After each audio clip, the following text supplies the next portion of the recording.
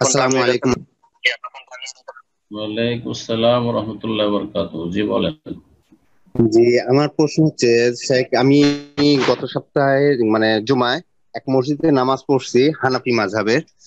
হুম, ওনাদের হচ্ছে ওখানে নামাজের সিস্টেম একটা দেখলাম, যেটা হচ্ছে খুতবার শেষের পর ইমাম সাহেব মেম্বার থেকে নেমে আপনার তার জায় নামাজে বসবে এবং মুয়াজ্জিন উঠে আপনার আকামত দেওয়া শুরু করবে। যখন হাই আলাস সলা বলবে, ওই মুহূর্তে ইমাম সাহেব এবং মুসল্লিগণ হচ্ছে একত্রিত দাঁড়াবে হ্যাঁ, নামাজের জন্য। হুম। জি, এই নিয়মটা কি হচ্ছে মানে বৈধতা কেমন? আরেকটা আমার প্রশ্ন আছে, আগে এটার পর আমি আরেকটা প্রশ্ন করবো ইনশাল্লাহ।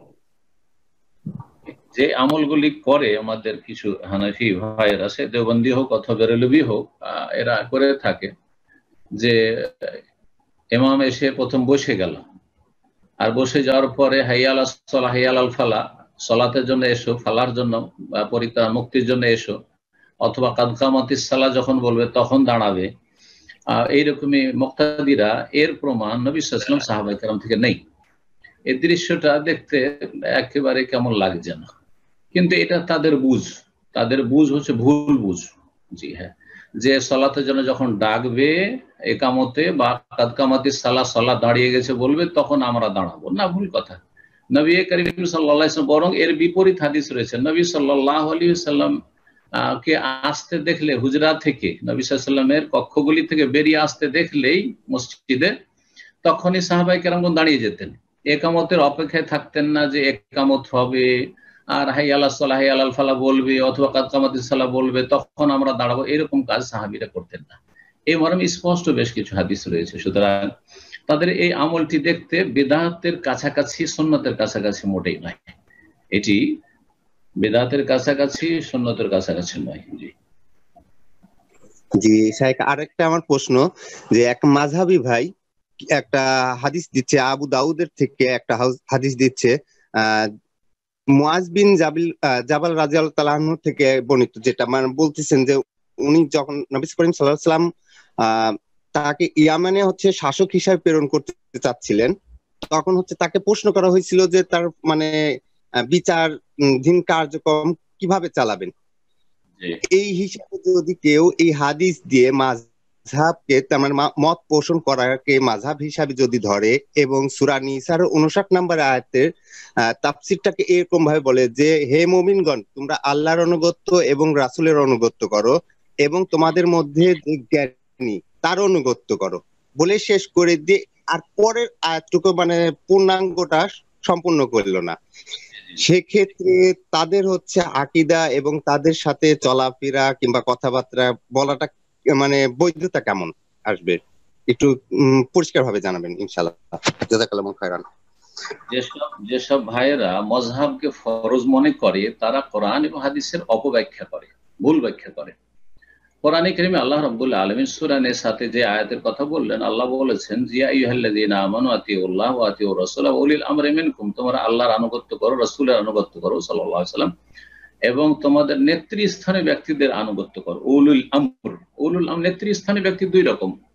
শাসন বিভাগের নেতৃস্থানীয় মানে সরকারের বৈধ কাজ আনুগত্য করো, আর দিনী নেতৃত্ব হচ্ছে আলেম ওলামাদের আনুগত্য করো। কিন্তু এখানে কি ওই এই উলুল আমর মানে চারজন ইমাম বোঝানো হয়েছে নাকি? আবু হানিফা, শাফি, মালিক, আহমদ। আর চারজনই যদি বোঝানো হয়, তো উলুল আমর বহু বচন, প্লুরাল বলা হয়েছে, তারা তো একজনের তকলিদকে ফরজ বলছে।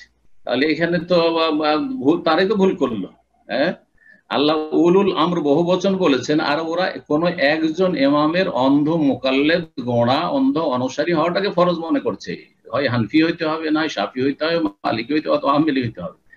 আর গায়ের জোরে বাকি তিনটা চলবে না, হয় জবরদস্তি হানাফি হইতে হবে। ওরা যে বলে যে চারটাই ঠিক, তো আপনি যদি ওদের মসজিদে গিয়ে বলেন যে আমি শাফি হয়ে তোমাদের পিছনে আমি রফায়দানি করবো, আমিন জোরে বলবো, আপনাকে থাকতে দেবে, নামাজ পড়তে দেবে? তাহলে মুখে যদিও বলে যে চারটাই ঠিক, কিন্তু আসলে তো চারটা ঠিক তাদের কাছে নাই, না হানাফি হইতে হবে। তাহলে এই যে মজহাবি গোঁড়ামি, এটা একেবারে একটি বিদআত আর বর্জনীয়। বিদআতুত তাআসসুবুল মাযহাবী একটি সুন্দর কিতাব রয়েছে, ভালো একজন আলেমের লেখা, মজহাবি গোঁড়ামির বিদআত। মুসলিম সমাজে যেসব বিদআতের প্রচার প্রসার হয়েছে, তার একটি বড় বিদআত হচ্ছে মজহাবের অন্ধ অনুকরণ করা, মজহাবের গোঁড়ামি করা, মজহাবের পক্ষ নেওয়া।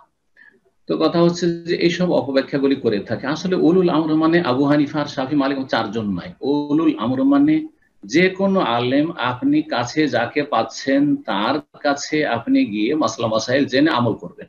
কারণ আপনি সরাসরি কোরআন হাদিস ঘেঁটে আপনি মাসলা মাসাইল নিতে পারবেন না, সুতরাং আলেমের সাহায্য নিতে হবে, এটা বোঝানো হয়েছে। যখন কোনো দেশে বাস করবেন সেখানকার আইন কানুন মেনে চলতে হবে, এটা বোঝানো হয়েছে।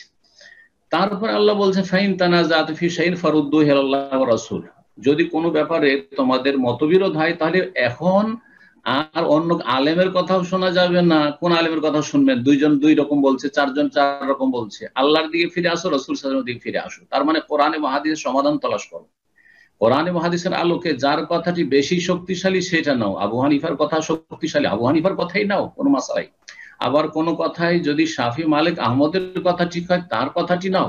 এইভাবে এইরকমই যদি সরকার একরকম হুকুম করছে কিন্তু কোরআন অন্য কিছু বলছে, হাদিস অন্য কিছু বলছে, তাহলে কোরআন এবং হাদিসের দিকে ফিরে আসো, সরকারের হুকুমের দিকে ফিরিও না। এগুলো বোঝানো হয়েছে। এইরকমই বাপ মা যদি কোনো হুকুম করে, তারা হচ্ছে উলুল আমর বাড়ির, হ্যাঁ, পরিবারের, তারা যদি এমন কোনো কথা বলে যেটা কোরআন এবং হাদিস বিরোধী, ফিরে আসো, বিরোধ সৃষ্টি হয়েছে, তারা একরকম বলছে, কোরআন আর একরকম বলছে, তাহলে কোরআন কারীমের বিচারের দিকে বা হাদিসের বিচারের দিকে ফিরে আসো। সুতরাং তারা এই যে পরবর্তী যে এই আনুগত্যের পরে যে কথাগুলি আল্লাহ বলেছেন যে ফিরে আসতে হবে সমাধানের ক্ষেত্রে আল্লাহ এবং রসুলের দিকে, মানুষের দিকে, মজহাবের দিকে নয়, এগুলি কথা কিন্তু তারা বয়ান করে না, লুকিয়ে নেই। তারপরে তারা যে মুআয বিন জাবাল রাদিয়াল্লাহু তাআলা হাদিস পেশ করে, তাতে আপনি সেইটুকু পর্যন্ত পৌঁছতে পারেননি। সেখানে প্রথম কথা, হাদিসটা সনদিক থেকে দুর্বল। তারপরে ধরে নিলাম যে অর্থটা ঠিক, তুমি কি দিয়ে বিচার করবে? বলছি কিতাবিল্লাহ, কোরআন দিয়ে বিচার করব। যদি কোরআনে কারীমে না পাও তো বলছে রাসূলুল্লাহ সাল্লাল্লাহু আলাইহি ওয়াসাল্লাম সুন্নাহ দিয়ে, হাদিস দিয়ে বিচার করব। হ্যাঁ, আমি ফয়সালা করব বা সিদ্ধান্ত দেব। তাতেও যদি কোরআন এবং হাদিসে খুঁজে না পাও, তখন আজতাহিদু বেরাই বা ফিরাই বেরাই, আমি নিজের মত এর ক্ষেত্রে ইজতিহাদ করব, মেহনত পরিশ্রম করে আমার নিজের মত পোষণ করব। এটা ইজতিহাদের কথা বলা হয়েছে এখানে। ইজতিহাদ মানে আপনি চিন্তা গবেষণা করবেন কোরআন এবং হাদিস সামনে রেখে, যে কোরআন হাদিস স্পষ্ট মাসালাটির উত্তর পাচ্ছি না, কিন্তু কোন আয়াত থেকে, কোন কোরআন এবং হাদিসের বুনিয়াদি কায়দা বা নীতিমালা থেকে নেওয়া যেতে পারে, এটা নিয়ে ইজতিহাদ করা যায়। আইম্মায়ে কেরাম আবু হানিফা, শাফি, মালিক, আহমদ করেছেন। কিন্তু এখানে কি বলা হয়েছে আজতাহিদু বিরাই মানে এক মজহাবের অনুকরণ করব, এক মজহাবের আমি অন্ধ অনুসরণ করে কথা বলা হয়েছে? মজহাবের তকলিদ করব কথা বলা হয়নি। তাইলে অপব্যাখ্যা না এগুলো? তো আসলে জনগণ আরবি বুঝে না, আর জনগণকে কানাকে হাইকোর্ট দেখিয়ে রেখেছে। আর কোরআন এবং হাদিসের অপব্যাখ্যা করে তারা যে এই যে এক উম্মতকে চার ভাগে বিভক্ত করেছে, এই বিভক্তিকে কিয়ামত পর্যন্ত তারা রাখতে চায় না? আমরা রাখতে চাই না। আমরা কোরআন সুন্নাহর ভিত্তিতে, তাওহীদের ভিত্তিতে, সুন্নাহর ভিত্তিতে, শিরক মুক্ত হওয়ার ভিত্তিতে, বিদআত মুক্ত হওয়ার ভিত্তিতে এক করতে চায় উম্মতকে। আর তারা কমপক্ষে চারটা রাখতে চায়। কিন্তু চারটা হলো ফিকহাতে, আর আকীদাতে আশারি, মাতুরিদি, আর কত কি, আর তারপরে আপনার সুফিদের ক্ষেত্রে আবার চার তরিকা থেকে 126 তরিকা।